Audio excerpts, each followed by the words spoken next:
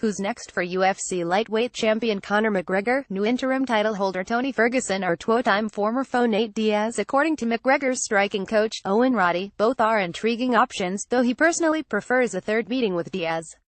And he thinks fans feel the same way. This past Saturday in UFC 216's pay-per-view headliner, Ferguson 233 MMA, 131 UFC picked up a third-round submission victory over Kevin Lee 163 MMA, 93 UFC to claim the interim 155-pound title.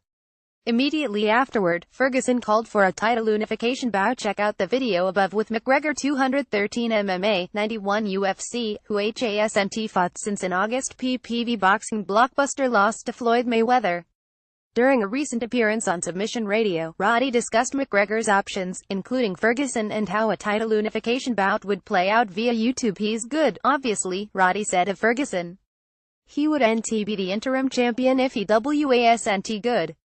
His style is, it's not traditional. It's a bit unorthodox and stuff, but I just honestly think that Conor's going to be way too clean for Ferguson. If Ferguson tries to stand with Conor for an extended period of time, it will be lights out, in my opinion. He's tough as well. He's tough and durable, so he may take a couple of smacks, but at the end of the day, Conor's going to be way too clean and too technical. He won't get touched. That's my opinion. But yeah, it will be an interesting one, and it will be an exciting fight as well, because Ferguson does come to fight, and he's aggressive. He goes in. He looks to finish fights. So it will be exciting. But yeah, without a doubt, if he wants to stand and bang with Conor, it'll be lights out fairly quick, I think.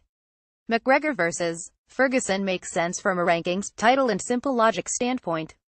Champion versus champion, after all. But no McGregor return would be complete without speculation of a third meeting and rubber match between McGregor and Diaz. 1911 MMA, 149 UFC. UFC President Dana White, though, suggested McGregor versus Diaz 3 is now unlikely.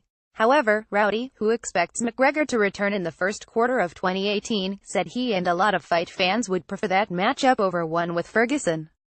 I honestly think that people would rather, I think people would rather see Conor versus Diaz, he said. I just think it's a more exciting fight for everybody.